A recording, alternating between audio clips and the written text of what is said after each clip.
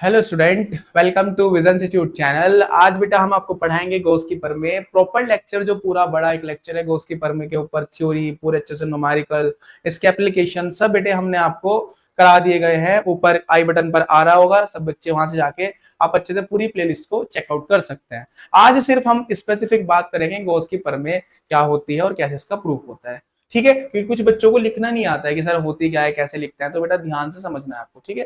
अच्छा, उससे पहले गॉस की प्रमेय ने बेटा बताया था कि फ्लक्स के बारे में, कि अगर एक कमरा है और उस कमरे से एक आवेश को बंद कर दे, चारों तरफ से कहीं से भी निकलने का रास्ता ना हो, तो उस कमरे से कितना फ्लक्स गुजरेगा, ये बताया था गॉस ने। ठीक है, फ्लक्स के बारे में बताया था, याद रखना। शुरू करते हैं। तो स्टेटमेंट देख लेते हैं बेटे, पहले क्या देख लेते हैं भाई, स्टेटमेंट देख लेते हैं पहले गॉस की प्रमेय का। ठीक है, क्या कह रहा है बेटे, मतलब पहले बताता हूँ फिर उसके बाद आपको अच्छे से समझा दूंगा। क्या कह रहा है, कह रहा है कि भाई गॉस की जो प्रमेय थी हमारी, किसकी प्रमेय थी बेटा, सर गॉस की प्रमेय थी हमारी। ठीक है, तो गॉस की प्रमेय क्या कह रही है बेटा, कि गॉस की प्रमेय के अनुसार, ठीक है ना, अनुसार किसी काल्पनिक गॉसियन पृष्ठ से गुजरने वाला वैद्युत फ्लक्स कुल, सॉरी, उस गॉसियन पृष्ठ से घिरे आवेश का क्या होता है बेटा, वन अपॉन, ये एप्सिलॉन है बेटा, ये क्या है, एप्सिलॉन, वन अपॉन एप्सिलॉन। उसको सही करके बना देते हैं।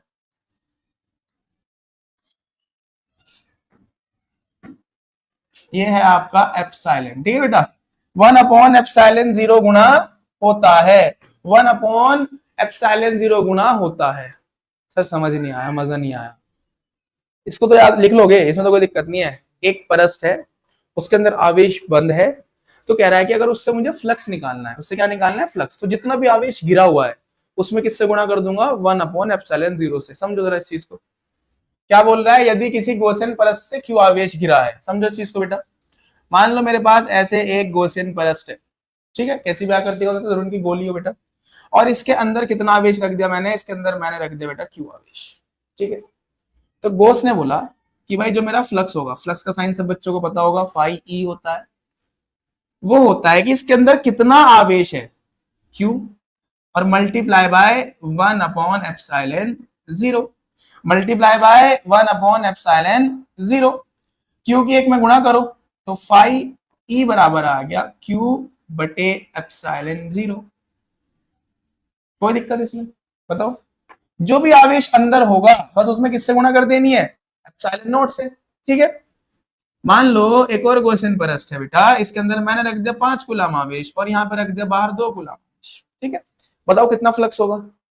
सर 2 और 5 7 हो जाएगा, 7 को भाग कर देंगे, नहीं बेटे, आपको देखना है कि अंदर घिरा हुआ कितना आवेश है। सर वो तो खाली 5 है जी, वो खाली कितना है, 5 है, तो जो आपका फ्लक्स होगा वो हो जाएगा बेटा, 5 है ना घिरा हुआ, बस 5 को डिवाइड कर देंगे इससे, एप्सिलॉन जीरो से। आगे बात समझ, जो भी आवेश घिरा हुआ है उसको किससे भाग कर देंगे, एप्सिलॉन जीरो से भाग कर देंगे। इसको कहते हैं गॉस की प्रमेय। अब देख समझ आएगा पक्का तुझे। ठीक है, इतनी बात एक तेरे लिए छोड़ रहा हूँ, उसके बाद प्रूफ कराता हूँ। ये तुम्हारे लिए छोड़ रहा हूँ बेटा, यहाँ पर है -3 कूलम, और इससे बताना कितना फ्लक्स होगा। एक बात याद रखना, बस आवेश को विद साइन रख देना। तो -3 है तो क्या करोगे, -3 बटा, बोलो, अरे बोलो, सही बात, एप्सिलॉन नॉट। आगे बेटा इसका सिद्ध करने से पहले कुछ बातें, थोड़ी छोटी छोटी सी बातें याद रखनी है भाई। देखो तुम्हारे लिए हर एक छोटी छोटी बातें याद रखता हूं मैं, सोचो। पहला कह रहा है बेटा, अगर लिखा हो डी ए से गुजरने वाला फ्लक्स, तो याद रखना उसको आप हमेशा ऐसे लिखोगे, डी फाई ई बराबर ई डॉट डी ए, या इससे अच्छा है तुम इसको ऐसे याद रखो, ये बराबर होता है E D A cos theta. आगे बात समझ, अगर ये वर्ड आया जो कि डेरिवेशन की स्टार्टिंग इसी वर्ड से होगी, डी ए से गुजरने वाला फ्लक्स, तो कितना होता है, डी फाई, क्या लिखूंगा, डी फाई, इसके बराबर होता है E D A cos theta. याद रखोगे यार, लिख लो, इसको एक काम करो, इसको ना कहीं लिख लो, कॉपी के ऊपर लिख लो, अभी यूज होगा तो फिर तुम्हें तुमसे बताने में आसानी हो जाएगी। बेटा कोस जीरो की वैल्यू 1 होती है, कुछ बच्चों को नहीं पता होता, उनकी लिखवा रखा है। फिर कह रहा है 1 डी ए का समाकलन, 1 डी ए का समाकलन ऐसे लिखा जाता है, 1 इंटू डी ए, ये होता है समाकलन। अगर बेटा ऐसे बन गया कहीं पे 1 इंटू डी ए, देखो नियतांक का समाकलन जब करते हैं तो बीच में से डी गायब हो जाता है बेटा। चलो तुम्हें बता देता हूँ यार, आलस नहीं करते इस चीज पे। अगर नियतांक का मुझे करना है समाकलन, तो बेटा बस बीच का डी गायब कर देते हैं, ये बन जाएगा नियतांक डी एक्स था ना, डी हट जाएगा, खाली एक्स हो जाएगा। एग्जाम्पल, अगर मैं कर रहा हूँ 5 इंटू डी एक्स, तो बेटा डी हटा दो बस, 5x हो जाएगा। अगर मैं कर रहा हूँ 2dy, तो डी हटा दो, कितना हो जाएगा बेटा सर 2y। सर ये तो काफी आसान है, मजेदार है, इसमें तो दिल लग रहा है करने में। हाँ आसान चीजों में तुम्हारा मन लगता है, पता है। 3dz सर 3z, आसान है, आसान है ना भाई। चलो चलो सुनो सुनो मेरी बात सुनो। तो ऐसे ही 1dA का क्या होगा यार, 3dz 3z, 5dx 5x, 2dy 2y, तो 1dA क्या होगा सर, 1dA हो जाएगा 1a। और 1 लिखा नहीं करते यार, तो खाली a लिख सकता है, तो 1dA क्या होता है, a होता है। ये बात और ये बात अभी कॉपी पे कहीं ऊपर को लिख लो बेटे, और जब पूछूंगा ना तो मैं वापस नहीं आने का, तो आपको मुझे बताना है वहां पे, ठीक है बेटे। चलते हैं भाई, प्रूफ कराते हैं इसका।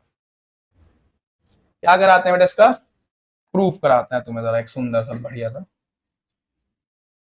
देख लो बेटे।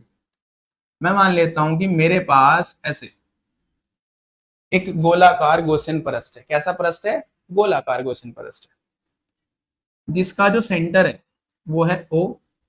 जिसका सेंटर कितना है बेटा, सर सेंटर आपने बताया है ओ, ओ सेंटर है इसका, ठीक है बेटे।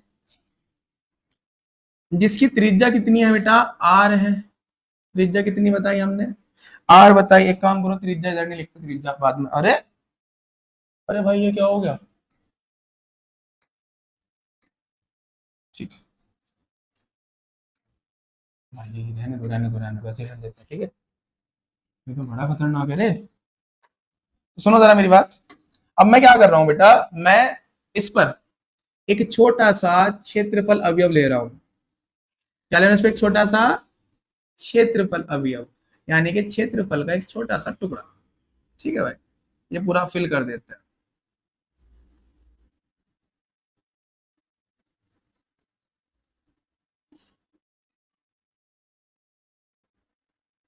तो ये मैंने इस पे बेटे एक छोटा सा क्या ले लिया, जल्दी बताओ सर, क्षेत्रफल अवयव। इसको कहते हैं बेटा सूक्ष्म क्षेत्रफल अवयव। क्या कहते हैं इसको सर, इसको कहते हैं सूक्ष्म क्षेत्रफल अवयव। आगे बात समझ।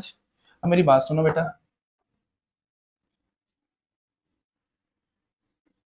ये जो रेडियस है ये है हमारी कैपिटल आर। कितनी है बेटा, कैपिटल आर। आ रही है बात समझ। एरिया वेक्टर पढ़ा रखा है बेटा, जिधर से देखते हैं उधर कोई हमारा एरिया वेक्टर हो जाता है। डीए लिया है तो उधर कोई हो जाएगा डीए वेक्टर, ठीक है। और सेंटर पर कितना चार्ज रखा था, क्यू चार्ज रखा था। अब डीए तो रख दिया सर, ठीक है। अब बेटे यहाँ पर अगर मैं इस पर प्लस मान लूं, तो प्लस प्लस को क्या करेगा, प्लस प्लस को तो प्रतिकर्षित दूर भेजता है अपने से। इसको जब दूर भेजेगा तो उधर को जाएगा, जिधर को बल लगता है उधर को इलेक्ट्रिक फील्ड होता है बेटा। तो ई और डी दोनों एक ही दिशा में आ गए। जब दोनों एक ही दिशा में आते बेटा, इनके बीच थीटा कितना है, 0 डिग्री। थीटा कितना है, 0 डिग्री। इतने में कोई दिक्कत है तो बता बेटे। अब मुझे निकालना है डीए से गुजरने वाला फ्लक्स, फिर उसको कर देना समाकलन, बात कर। अब इसका माना लिखना है बेटे। देखो माना तो मैं बता देता हूँ, लिख लेना। लिखेंगे माना कोई गोशन परस जिसका केंद्र कितना है ओ, त्रिज्या कितने बेटे आर, जिसके केंद्र पर एक आवेश कैपिटल क्यू रखा है। केंद्र से इसके पृष्ठ पर एक छोटा सा सूक्ष्म क्षेत्रफल अवयव डी ले लेते हैं, है ना। इसको कहते हैं बिंदु पी। क्या कहते हैं इसको, बिंदु पी बोल देते हैं सर इसको। उसको बोलते हैं बिंदु पी। तो बेटा इसके पृष्ठ बिंदु पी पर एक सूक्ष्म क्षेत्रफल अवयव डी ले लेते हैं। बिंदु पी पर डी और ई के बीच कोण कितना है, 0 डिग्री है। तब डीए से गुजरने वाला वैद्युत फ्लक्स, तब तब लिखेंगे बेटा डीए से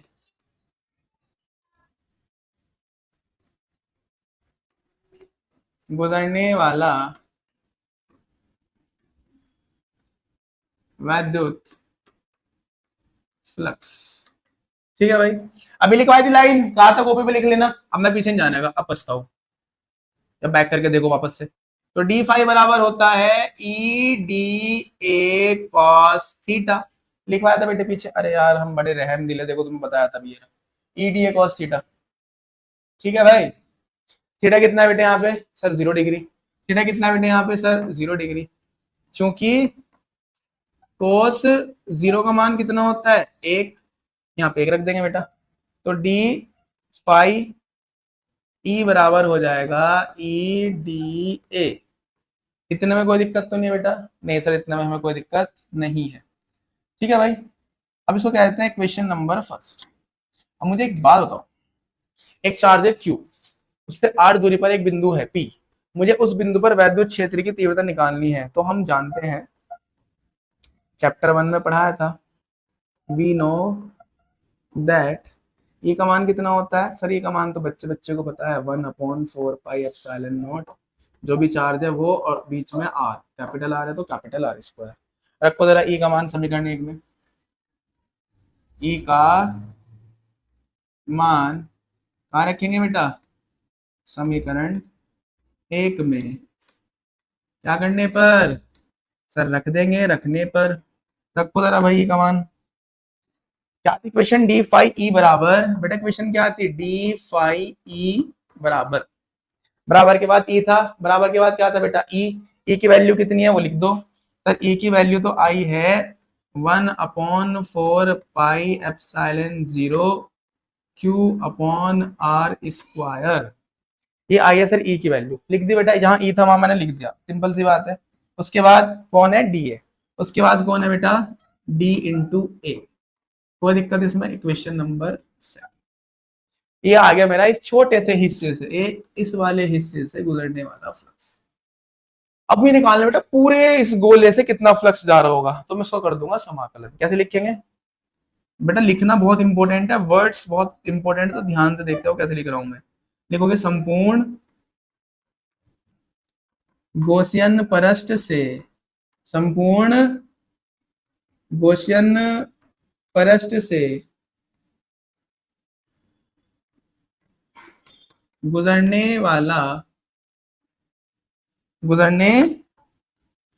वाला वैद्युत फ्लक्स। ठीक है बेटे, इतनी बात। क्या करेंगे, समीकरण 2 का समाकलन कर देंगे। क्या कर देंगे बेटा, समीकरण 2 का समाकलन करने पर, लिख दो जरा, समीकरण 2 का, बिल्कुल ऐसे लिखना है बेटे, वर्ड टू वर्ड, एक भी नंबर नहीं कटेगा तुम्हारा। समाकलन करने पर करो भाई समाकलन। इक्वेशन 2 बेटे याद होगी सब बच्चों को, ये लिखनी है, d5 बराबर 1/4πε0 Q/r² डी। तो जब समाकलन करेंगे बेटा तो कुल फ्लक्स हो जाएगा मेरा फाई ई, किसके इक्वल होगा, समाकलन किसका करा मैंने सर, समाकलन करा हमने किसका, डी फाई ई का। चाहे 1 भी मत लिखो, अगर दिक्कत हो रही है तुम्हें, ये 1 भी मत लिखो बेटे, कोई इशू की बात नहीं है, 1d5। अब जरा d5 का मान इक्वेशन 2 में तुम्हें लिखवाया है बेटे पीछे से, तो सर इसका मान तो ये था 1/4πε0, सर फिर था कैपिटल Q/r², सर इंटू में था फिर डी है। जी बेटा यही था। अब बेटे एक बात याद रखनी है, ये जो समाकलन का निशान है इसके अंदर वही रहता है जिसके साथ डी लगा होता है, या वही टर्म्स रहते हैं जिसका डी लगा होता है। मान लो अगर यहाँ पे कहीं ए होता तो ए अंदर रहता, क्योंकि डी ए के साथ है, बट यहाँ पर कहीं ए नहीं है तो सब कुछ बाहर आ जाएगा, सिर्फ अंदर कौन रहेगा, डी ए। ठीक है सर, ये भी बात समझ में आ गई। d5 बराबर, जिनके साथ डी नहीं था उन सबको हमने क्या कर दिया, उन सबको सर हमने बाहर निकाल दिया, 1/4πε0 Q/r² को बाहर निकाल दिया। अंदर कितना बचा, अंदर बचा 1 बचा, और कितना बचा, डी ए बचा। यार 1d अभी कराया था ना, देख लो, 1d का समाकलन ए समझाया था बहुत अच्छे से बेटे। तो 1d का समाकलन कितना होता है सर, ए होता है। तो लिख दो बेटा 1d का समाकलन अगली लाइन में कितना होता है, ए। तो फाई ई बराबर हो गया 1/4πε0 Q/r² इंटू में कितना, ए, इंटू में कितना, ए। अब ए क्या है, क्षेत्रफल। आकृति कैसी थी मैंने बेटे, गोलाकार, और गोले का क्षेत्रफल क्या होता है बताओ जल्दी मुझे। गोले का जो क्षेत्रफल होता है वो कितना होता है बेटे, सर वो होता है 4πr²। लिखो जरा, तब पाई ई बराबर 1/4πε0 Q/r², इतना तो सेम था, इनटू में ए का मान कितना है सर, ए का मान होता है 4πr²। इतने में कोई दिक्कत बताओ। अब देखो बेटा 4π से 4π, r² से r² कैंसिल आउट हो गया, क्या बचा बताओ जरा। यहां पे बचा फाई ई, और यहां पे बचा Q, और नीचे कितना बचा, एप्सिलॉन। हो गया प्रूफ। ठीक है बेटा।